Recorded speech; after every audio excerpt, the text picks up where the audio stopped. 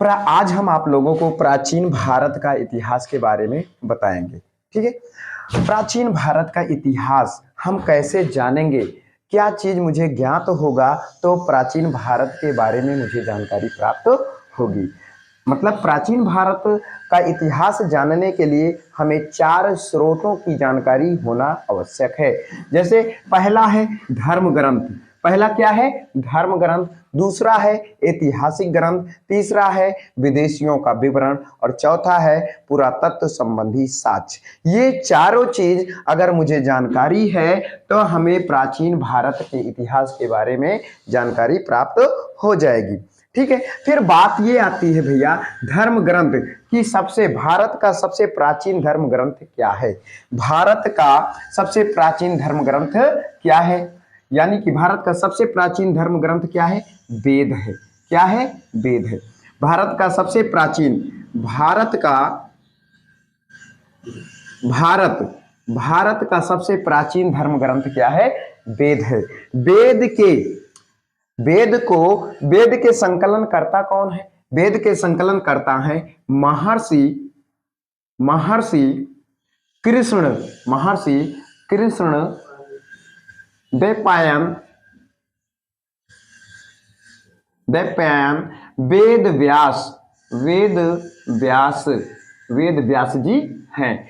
महर्षि यानी कि भारत के सबसे प्राचीन वेद मतलब कि धर्म ग्रंथ क्या है, वेद है। जो वेद है, वेद के संकलन करता कौन है, महर्षि कृष्ण द्वैपायन वेद व्यास जी हैं।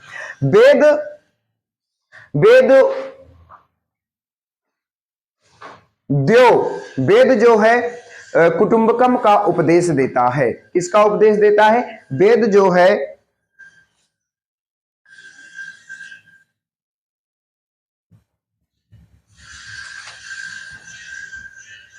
वेद वसुदेव कुटुंबकम का उपदेश देता है। वेद किसका उपदेश देता है, वसुदेव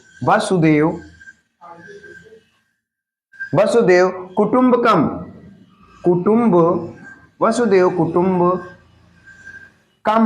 का उपदेश देता है। वसुदेव कुटुंबकम का उपदेश देता है। वेद जो है वसुदेव कुटुंबकम का उपदेश देता है। अब बात ये आ गई वेद कितने, मतलब कि वेद जो है कितने प्रकार के होते हैं। वेद कितने होते हैं, 4 होते हैं। नंबर 1 क्या है, ऋग्वेद। दूसरा क्या है, सामवेद यानी कि यजुर्वेद। क्या है, दूसरा क्या है, यजुर्वेद। क्या है,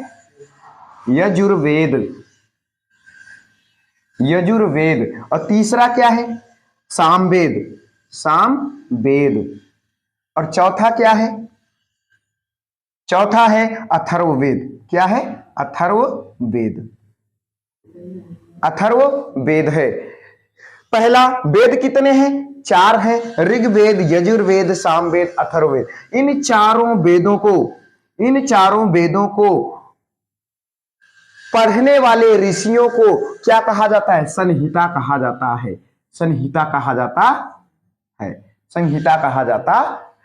इन चारों वेदों को पढ़ने वाले को संहिता कहा जाता है। समझ में आ गई बात। अब ऋग्वेद की बात आ गई कि सबसे प्राचीन वेद, ये भी पूछा जा सकता है आपके पेपर में कि सबसे प्राचीन वेद कौन सा है, ऋग्वेद है। सबसे प्राचीन वेद ऋग्वेद है। उसके बाद बात ये आ गई ऋग्वेद में, भैया आपको जानकारी होना जरूरी है, ऋग्वेद में कितने मंडल हैं, 10 मंडल हैं। 10 मंडल हैं ऋग्वेद में, 10 मंडल हैं। 1028 सूक्ति हैं, 1028 सूक्ति हैं और 10,462 ऋचाएं हैं। क्या है, ऋचाएं हैं। 10,462 ऋचाएं। और इन ऋचाओं को पढ़ने वाले ऋषि को क्या बोलते हैं, होर्त बोलते हैं। क्या कहते हैं, होर्त कहते हैं।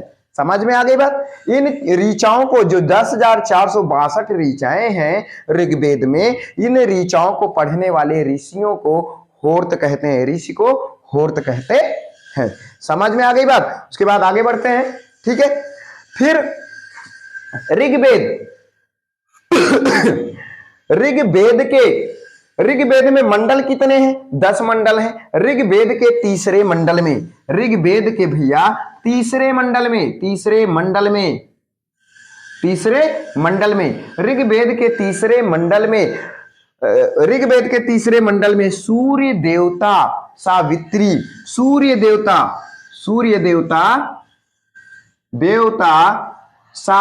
का वर्णन किया।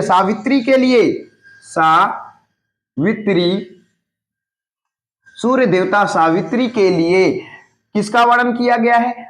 सूर्य देवता सावित्री के लिए गायत्री मंत्र,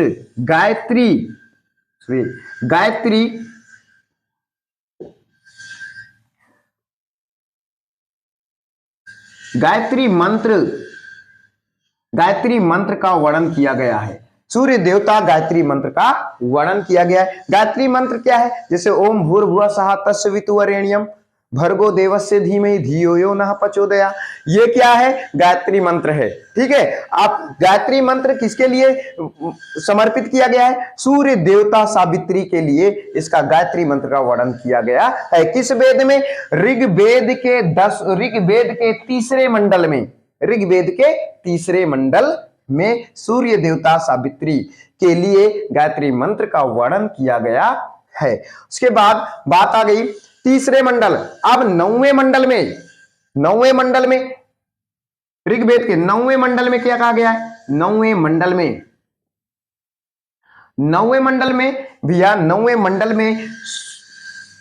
देवता सोम का उल्लेख किया गया है। देवता सोम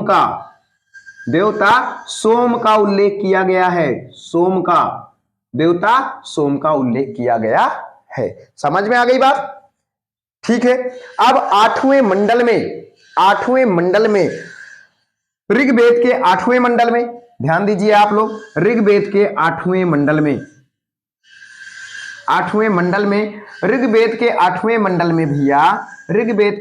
मंडल में हस्तलिखित ऋचाओं को खिल कहा गया है।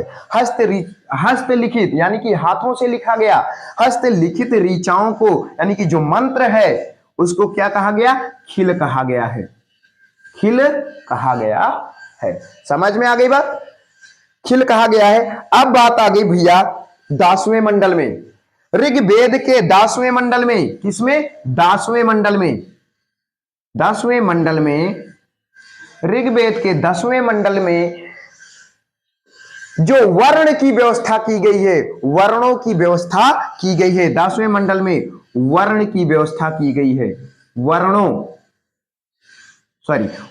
की व्यवस्था की गई है। वर्ण कितने हैं? 4 हैं। वर्ण कितने हैं? 4 हैं। कौन से? ब्राह्मण,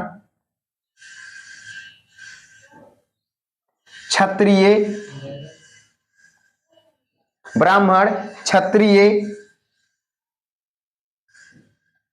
वैश्य और शूद्र।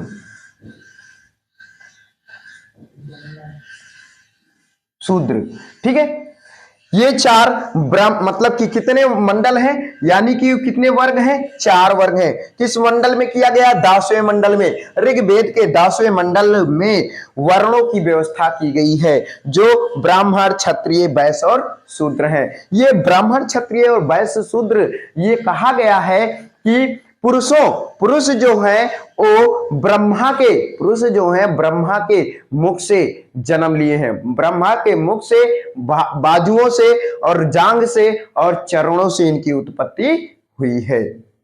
ठीक है। और अधन्य, ऋग्वेद में अधन्य शब्द है। ऋग्वेद में अधन्य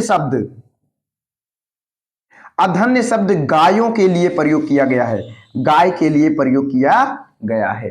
समझ में आ गई बात? गाय के लिए प्रयोग किया गया है। और अब बात इतना समझ में आ गई। अब बात आ गई कि ऋग्वेद के बाद आ गई यजुर्वेद। यजुर्वेद के पाठकर्ता को क्या कहते हैं? यजुर्वेद के पाठकर्ता को अध्वर्यु कहते हैं, अध्वर्यु कहते हैं, यानी कि यजुर्वेद।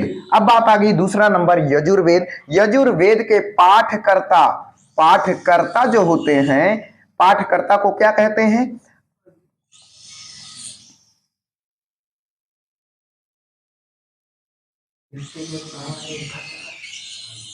अध्वर्यु, अध्वर्यु कहते हैं।